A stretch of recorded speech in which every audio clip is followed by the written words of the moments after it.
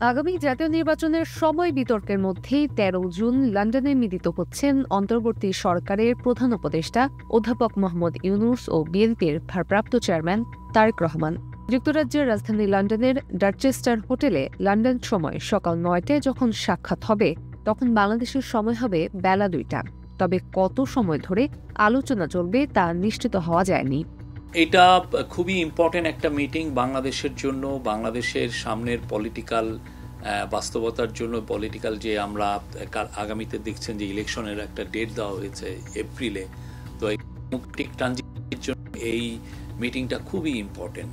এই মিটিংয়ে আমরা আশা করছি যে তারা আমরা এখানে আসলে কি এজেন্ডা এটা না, তারা যে মিটিং করছেন এবং তারা সব কিছুই আলাপ করবেন। কেননা একজন হচ্ছেন বাংলাদেশের এখন ইন্টারিম গভর্নমেন্টের প্রধান, আর একজন হচ্ছেন বাংলাদেশের লার্জেস্ট পলিটিক্যাল পার্টির প্রধান। তো তারা দুইজনের মধ্যে আলোচনা হবে এবং তারা অনেকগুলো সবকিছু নিয়ে আলোচনা করবেন। এই বৈঠকে যোগ দিতে ইতোমধ্যে ঢাকা থেকে লন্ডনে পৌঁছেছেন বিএনপির স্থায়ী কমিটির সদস্য আমির খসরু মাহমুদ চৌধুরী। এই বৈঠকে দুই পক্ষের আরও কেউ উপস্থিত থাকতে পারেন।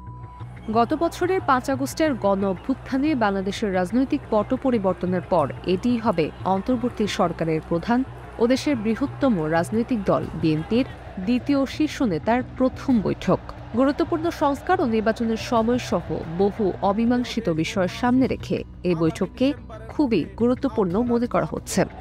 বিএনপির দায়িত্বশীল একাধিক নেতার সঙ্গে কথা বলে জানা গেছে, বিএনপির দিক থেকে যে বিষয়ে আলোচনা হবে এর মধ্যে অন্যতম হচ্ছে নির্বাচনের সময়। প্রধান উপদেষ্টা ঈদুল আজহার আগের দিন জাতির উদ্দেশ্যে দেওয়া ভাষণে আগামী বছরের এপ্রিলের প্রথমার্ধে জাতীয় নির্বাচনের যে ঘোষণা দিয়েছেন, লন্ডন বৈঠকে বিএনপির পক্ষ থেকে সে সময়সীমা পুনর্বিবেচনা করার অনুরোধ জানানো হবে। এছাড়া আরও দুটি বিষয় এ বৈঠকে আসতে পারে বলে জানা গেছে। একটি হচ্ছে সরকার থেকে বিতর্কিত উপদেষ্টাদের বাদ দেয়া, অপর বিষয়টি হল সরকার ও প্রশাসনে থাকা বিগত স্বৈরাচারী আওয়ামী লীগ সরকারের সুবিধাভোগী বা দস্যুদের দায়িত্ব থেকে সরানো। বিএনপির দিক থেকেও এই বৈঠককে এ সময়ের সবচেয়ে বড় পলিটিক্যাল ইভেন্ট হিসেবে অভিহিত করেছেন দলের মহাসচিব মির্জা ফখরুল ইসলাম আলমগীর। এ বৈঠকে নতুন একটি দিগন্তের উন্মোচন হতে পারে বলেও তিনি মনে করেন।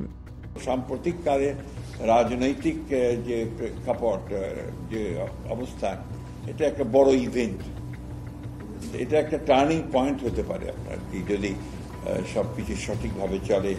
বিএনপির স্থায়ী কমিটির সদস্য সালাহউদ্দিন আহমেদ বলছেন, আমরা আশা করি এবং জাতিরও প্রত্যাশা এ বৈঠকে জাতির জন্য দিক নির্দেশনামূলক এবং ভবিষ্যৎ রাষ্ট্র পরিচালনার ব্যাপারে ইতিবাচক ও যৌক্তিক সিদ্ধান্ত আসবে।